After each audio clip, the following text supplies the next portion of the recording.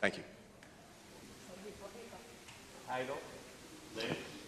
Sí, esta pregunta es para ambos, para el secretario Blinken y el presidente Abinader.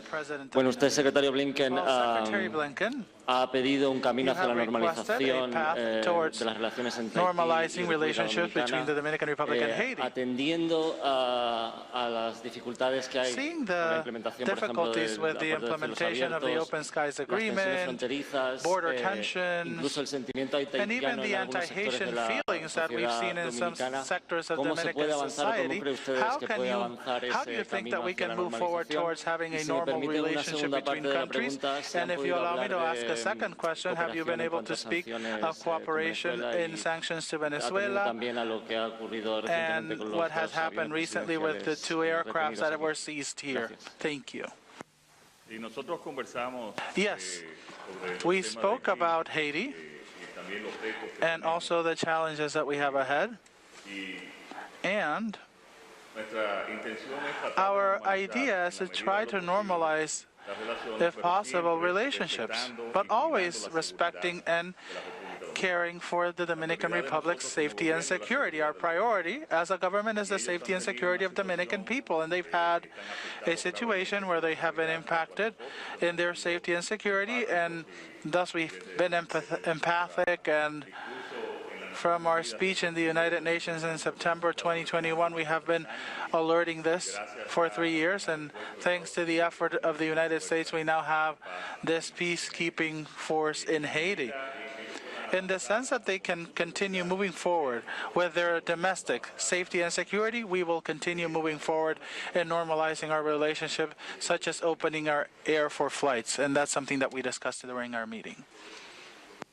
And regarding Venezuela, we also spoke about our concerns, and we will continue working with the international community and other countries to become advocates for democracy and the desire of the Venezuelan people. And I would simply add, I agree with everything the President said. I think that, of course, it's very challenging and complicated in terms of Haiti. These are long-standing issues, long-standing history, as your colleague alluded to, and very deep-rooted problems. But I think what we know is this. Our futures and our fates are joined. DR, Haiti, the United States, other countries in our hemisphere. And so what happens in Haiti is, I think, first and foremost, a matter of human interest and human necessity, because people are suffering so much and we all want to help. But as I said, it also has consequences, repercussions for countries throughout the hemisphere, starting here in the Dominican Republic, but also the United States. And so we have a strong interest in trying to help Haiti succeed. And we're working on that together. We're committed, both of us, to making sure that the support is there to help Haitians build security, take it away from the gangs, and we'll work on ways as well to help create greater opportunity for the Haitian people. And of course, to make sure that people are treated humanely throughout our hemisphere. So all of that's very important, and I think it's an important shared agenda. But said, there's a lot of history here, and we recognize that and appreciate that.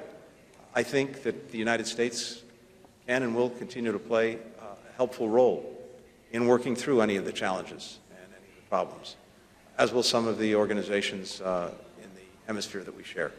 With regard to Venezuela, as the President said, yes, we also discussed this, and I would just say a few things. We are deeply concerned about the trajectory in Venezuela in the wake of elections, where the will of the Venezuelan people could not have been more clear, but unfortunately, that will and their votes were not reflected in what has happened since. Getting Venezuela on a clear democratic trajectory is vital, and it's vital first and foremost for the Venezuelan people. But here again, I think you've seen countries throughout the hemisphere and well beyond express their deep concern for the situation in Venezuela. And we're working very closely together, both with regional organizations, but as well with the Dominican Republic, Brazil, Colombia, Mexico, other concerned countries, who know, again, that the future in Venezuela also affects them. And there's a determination to see Venezuela return clearly to a democratic track that reflects the will of the Venezuelan people. With regard to the plane seizures, we've been very clear. We'll implement our sanctions, and if we find violations of them, we will act. That's what we did, and that's what we'll continue to do.